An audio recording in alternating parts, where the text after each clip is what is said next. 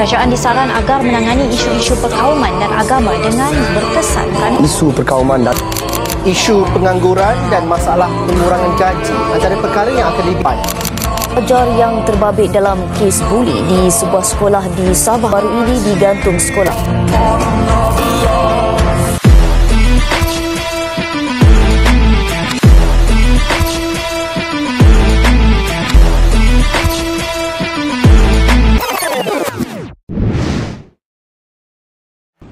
Assalamualaikum dan selamat sejahtera. Kembali kita dalam rancangan podcast GPMK 1012K.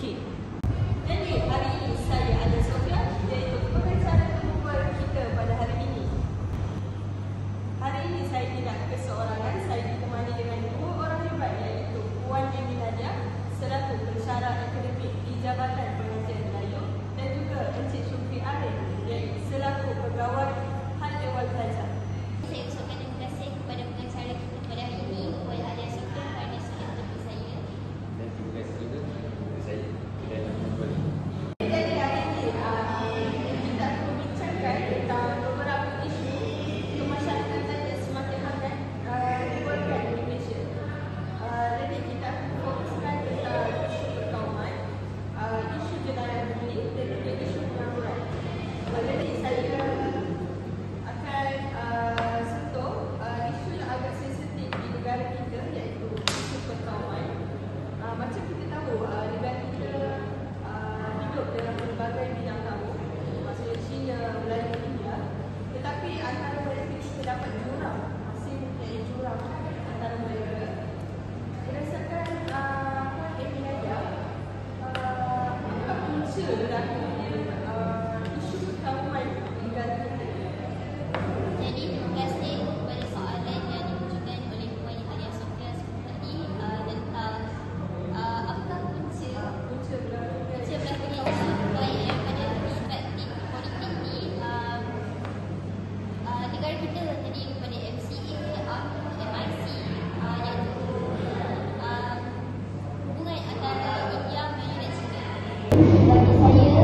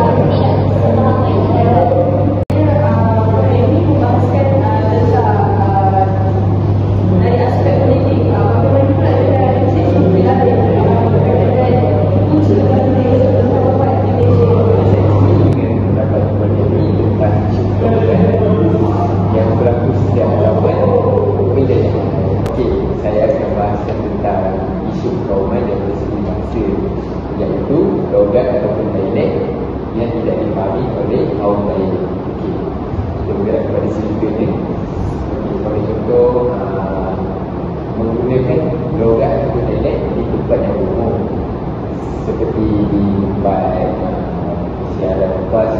ataupun tempat masaraya ke yang menyebabkan kaum lain akan rasa tersisih, akan rasa tersisih sebab tidak faham tentang logat yang disampaikan oleh kaum lain tu. Maksudnya dia guna logat yang lain daripada Yang lain daripada faham orang lain dah. So mereka rasa risiko. Jadi sebagai contoh yang kedua pula, jadi macam di dalam mesyuarat yang besar, sebagai contoh orang Kelantan memainkan logat yang tersendiri yang menyebabkan kaum lain tidak faham dan mereka mungkin rasa tersinggung dengan apa yang diorang mengatakan, tapi sebenarnya tidak ada bunyi yang keluar. Seperti itu lah. Itu dengan pendapat Encik Suci. Terima kasih atas pendapat yang telah disampaikan. ketika saya bersedang, mak saya tak boleh bahasa kebangsaan lah. Tak boleh bahasa perasaan. Diorang menggunakan logat yang sendiri. Setiap negeri mempunyai logat tersendiri. Setiap negeri mempunyai logat tersendiri, seperti negeri Kelantan mempunyai logat tersendiri, negeri Pulau Pinang mempunyai logat tersendiri. Saya bersetuju dengan pendapat ataupun idea dari Encik Supri tadi, iaitu berkaitan dengan dari aspek bahasa. Untuk ini dari aspek politik, bagi saya punca berlakunya isu perkauman ini disebabkan mereka kurang interaksi antara satu sama lain. Ada kawan tak? Mereka berbual dengan antara kaum dengan kaum tersendiri. Saya Melayu-Melayu, Cina-Cina. Orang hanya berasan kelompok. Yes. Mungkin mereka merasa selesa sebab mereka mempunyai bahasa sendiri. Maksudnya dia orang Pemahaman yang sama bila bercakap kerana mereka ada logat yang tersendiri, bahasa yang tersendiri, karakter yang tersendiri. Jadi kita telah bahaskan tentang punca berlakunya isu perkauman ini dan juga cara atasi. Terus seterusnya, apakah pendapat Encik Supri dan Tuan ini berkaitan kesan pada negara jika isu perkauman ini masih berlaku, masih berlaku? Apakah kesan buruk terhadap negara ataupun kaum itu sendiri? Okey, faham baik saya berikan. Dari segi politik ni, kesan dia akan menyebabkan pecahan dalam kaum lah. Macam yang kita tahu, masyarakat akan bersah belah jika pemimpin tidak melakukan keadilan, tidak bersifat adil dalam menguruskan rakyat-rakyat rakyat seperti kita ni. Dan juga takut peristiwa 17 Mei yang berlaku. Okay, jadi kita dah bahaskan tentang punca berlakunya isu perkauman dan juga cara atasi daripada isu ini terus berdewasa.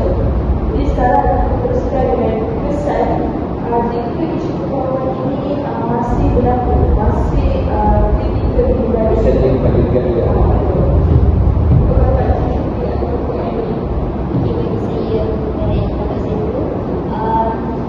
Jadi daripada segi politik ni, kesan negatif akan, sebab kita bercakap tentang isu, kesan negatif yang akan berlaku dalam masyarakat kita adalah masyarakat kita akan punya kepercayaan terhadap pemimpin mereka.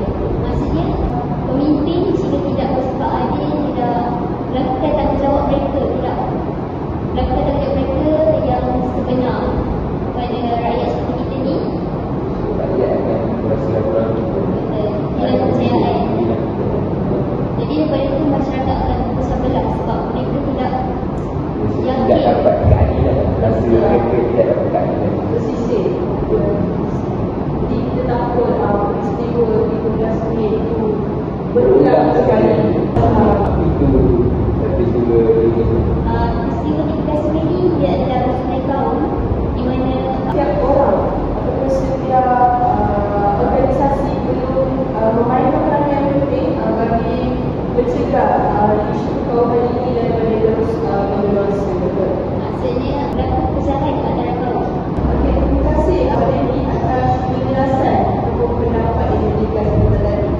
Jadi sekarang saya nak tanya Encik Supri pula. Untuk Encik Supri,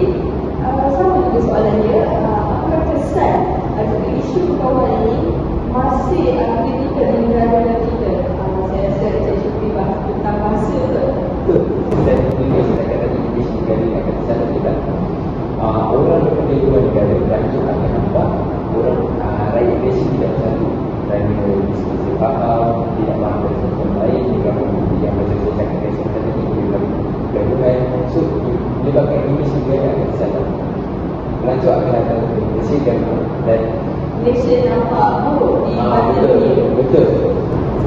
Sedangkan Malaysia ni adalah sebuah negara yang berbilang kaum. Jadi kita perlu mengamalkanlah sebab kepada kaum itu menaikkan dengan kita. Dengan Malaysia ni. Terima kasih Encik Syukri atas penjelasan yang diberikan sebentar tadi. Okay, jadi apa yang kita boleh simpulkan dekat sini, macam kita tahu Malaysia berkenaan dengan akhlak terpuji, sopan santun. Dan ramai juga pelancong berminat pelancong di Malaysia kerana yang Malaysia ni Sikap kita yang Malaysia saling bersatu. Jadi tamatlah pembicaraan kita tentang isu perkauman. Kita akan ke slide yang seterusnya, iaitu isu jenayah buli. Ya, betul, isu jenayah buli. Kita sering kan dengar pasal isu jenayah buli ni.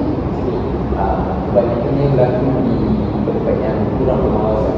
Betul, seperti sekolah. Sekolah, Macam sejak baru-baru ni ada kes banyak kes lah. maksudnya dekat isu buli di Malaysia ni kritikal lah, orang kata kritikal.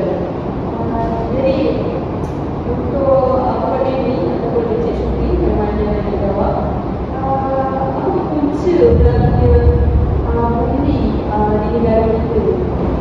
Pada pendapat saya terdapat pelbagai punca yang menyebabkan masalah isu buli ini semakin berasa di negara kita. Pada perspektif saya akan ulaskan dan menjelaskan tentang punca masalah jenayah buli ini daripada perspektif pengaruh keluarga. Di mana seperti yang kita tahu, mungkin pembuli ini dilahirkan dalam keluarga yang berbeza latar belakang, di mana mereka dibesarkan dalam persekitaran yang negatif, seperti bapa menerapkan mereka dengan tegak keganasan, kebesaran dan sesuatu yang tidak bermoral lah sejak mereka di usia muda. Jadi daripada itu mereka akan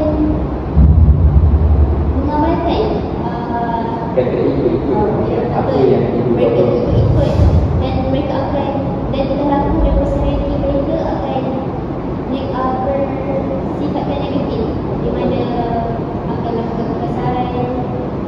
Macam pandemi kata sebentar tadi, ibu bapa ni merupakan menyebabkan punca berlakunya isu buli ni. Macam kita tahu ibu bapa ni merupakan orang yang paling rapat ataupun terdekat dengan anak-anak Jadi mereka. mereka bukan terikut. Jadi apabila ibu bapa melakukan tindakan yang tidak baik ataupun perkara yang tidak baik secara tidak langsung, anak mereka akan contohi.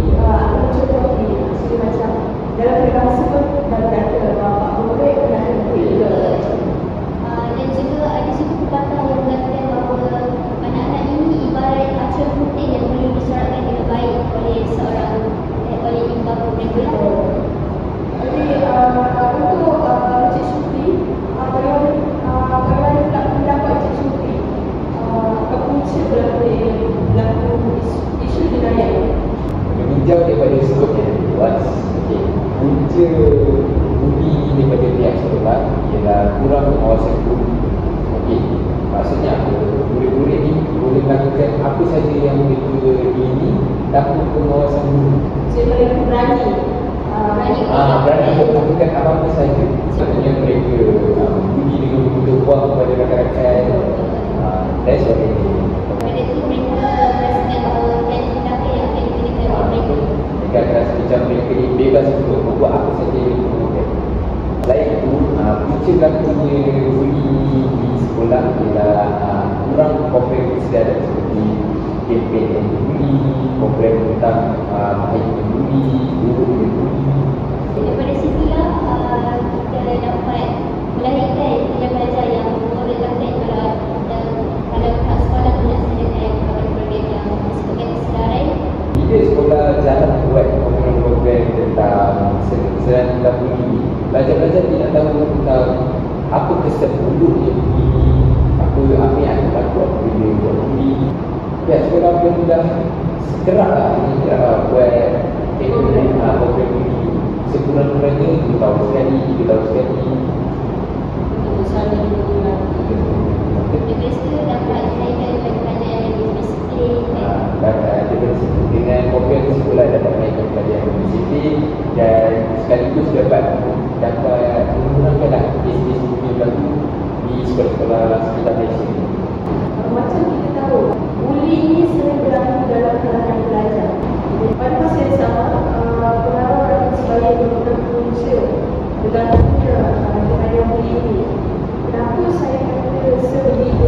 Kerana bila seseorang individu itu ingin menunjuk diri mereka hebat, diri mereka mempunyai kuasa berbanding orang lain. Biasalah di masa buli ke alam remaja, Mereka ini berasa hebat di depan negara kita. bahkan sedangkan perkara itu salah, perkara itu tidak sepatutnya berlaku. Mereka tidak sedar mereka Sedang melakukan benda fizikal. Jadi berkenaan dengan pendapat Cik Syukri dan Ustaz Amy berdasarkan pendapat saya itu kan. saya setuju dengan pendapat Puan Sofia, tetapi melangkah ke alam dewasa jadi mereka mudah mengikuti jejak langkah rakan-rakan kerana mereka ingin menjaga hati. Maksudnya Mereka takut tidak mempunyai kawan jika mereka tidak mengikuti perkara itu kan. jadi daripada itu mereka sanggup berbuat apa-apa sahaja walaupun mereka sedang menjadi hampa daripada masalah daripada kulit. Okay, jadi untuk hari seterusnya kita akan bincangkan tentang cara penyelesaian isu ini.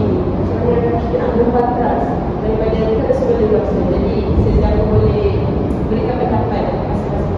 Satu saya isu buli daripada pihak sekolah. Pihak sekolah perlu mengadakan kempen kesedaran tentang isu ini. Bila masuk dalam sekolah ni, pihak sekolah memang perlu Memainkan peranan yang sangat penting. Sebab isu ini sekarang memang sangat-sangat perlu dikuasai dan sekolah Malaysia sangat-sangat perlu. Dan pihak sekolah perlu bergerak buat kempen tentang sejarah buli dan mengambil tindakan yang tegas kepada pelajar yang ikut arahan dan masih melakukan kejadian buli. betul sebab dia memperketatkan peraturan di sekolah. Daripada situ, pelajar Akan lebih takut untuk melakukan buli. Dan selain itu pihak sekolah juga boleh beri ganjaran kepada mereka yang penghargaan kepada siapa yang menunjukkan sifat dan akhlak yang baik. menunjukkan sifat dan akhlak yang baik dan Melaporkan sesiapa yang melakukan. melaporkan kepada pihak atasan kepada siapa yang buat buli itu dan sebagainya. Untuk Puan Amy bagaimana?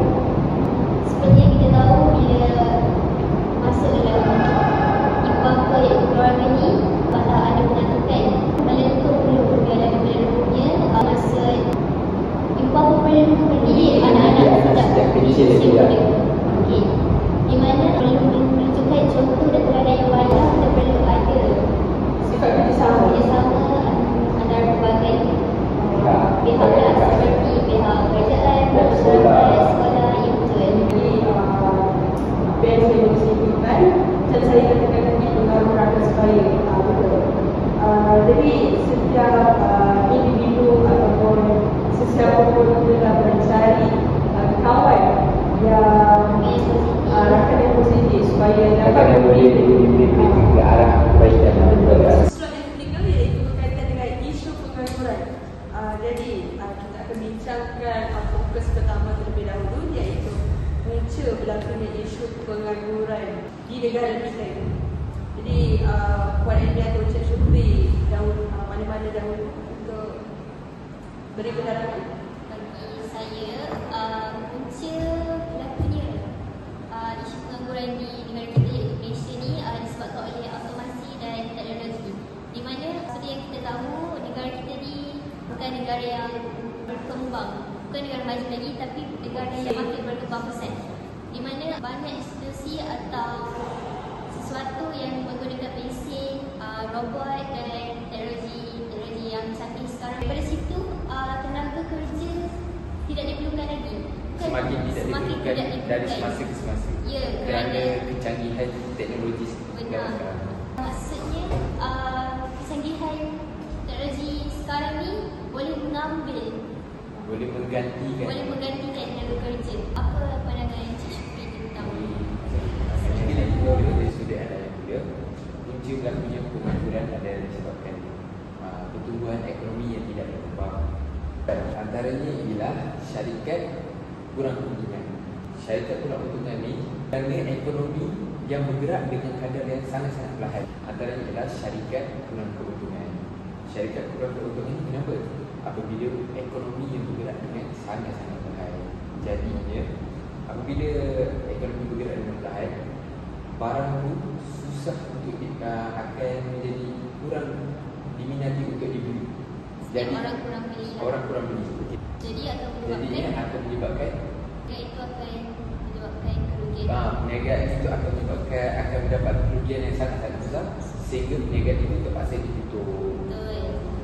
Bagi saya pula, isu pengangguran ini berlaku disebabkan ketidaksesuaian kemahiran dengan kehendak pasaran kerja. Maksudnya, terdapat beberapa pekerjaan yang memerlukan kemahiran dalam bidang automotif, kemahiran teknologi. Tapi untuk di Malaysia ni kita nampak kita lebih pada gerakan yang akademik. Maksudnya kemahiran dia kurang bahagian kemahiran, bahagian event. Mereka melebihkan bahagian akademik daripada tibat kerana mereka memandang rendah terhadap kemahiran tibat ni. Sedangkan setiap pekerjaan sekarang memerlukan banyak kemahiran. Salah satunya kemahiran berkomunikasi. Maksudnya untuk bertemu dengan orang dalam perniagaan kita perlu mempunyai kemahiran berkomunikasi. Maksud dekat sini kurang kemahiran ketidaksesuaian kemahiran daripada segi kehendak pekerjaan. Okey, begitu juga dengan kemahiran penggunaan teknologi iaitu bidang IT. Betul. Okey, maksudnya mereka kurang mempunyai keinginan untuk belajar sesuatu benda yang baru kerana mereka menganggap pilihan akademik ini lebih dipandang tinggi berbanding kemahiran-kemahiran seperti teknologi, event dan sebagainya. Saya setuju dengan pendapat Puan Sofia sebentar tadi. Pada zaman kini, teknologi semakin canggih dari semasa ke semasa sehingga menyebabkan tenaga kemahiran pekerja tidak diperlukan lagi. Betul, macam kita tahulah sekarang apa nama? Penggunaan AI, Penggunaan intelligence. Sehingga kita sukar untuk berfikir, maksudnya Kita kurang berfikir dan pandukan AI itu sahaja. Untuk mencari jawapan, untuk mencari Itulah salah satu contoh yang kita boleh kaitkan. Jadi untuk perbincangan kita seterusnya yang memfokuskan tentang kesan jika isu pengangguran ini semakin orang panggil semakin dipandang enteng oleh orang ramai. Jadi apa pendapat Puan Adi ataupun Encik Syukri? pada pandangan saya, kesan yang akan terjadi disebabkan oleh isu pengangguran ini, imej negara akan merosot. Hal ini dikatakan dengan kerana kes pengangguran yang meningkat, imej negara akan dipandang rendah oleh negara-negara lain. Pada pendapat saya, kesan apabila isu pengangguran ini tidak diambil berat akan berlakunya masalah gejala sosial. Apabila rakyat Malaysia tidak mendapat pekerjaan yang tetap, rakyat Malaysia akan segelintir akan melakukan perkara-perkara yang buruk seperti mencuri untuk mendapatkan wang kerana tidak mendapat gaji daripada pekerjaan yang tetap. Pada situ mereka akan berasa malas untuk mencari pekerjaan kerana hanya mengambil inisiatif untuk mencuri demi mendapatkan Untuk wang. membuatkan perkara yang tidak elok untuk mendapatkan sumber pendapatan. Maksudnya mereka mengambil langkah yang mudah untuk mendapatkan wang tanpa perlu Berfikir panjang. Betul. Dan selain itu, ekonomi negara akan lebih terjejas kerana apabila rakyat tidak mempunyai pekerjaan yang tetap, jadi Ekonomi negara tidak stabil maksudnya. ekonomi negara tidak stabil. Jadi slide yang terakhir, fokus yang terakhir. Okey, Fokus yang terakhir. Okey, jadi untuk fokus yang terakhir kita akan bincangkan cara atasi isu pengangguran di Malaysia ini. Faham? Okey, daripada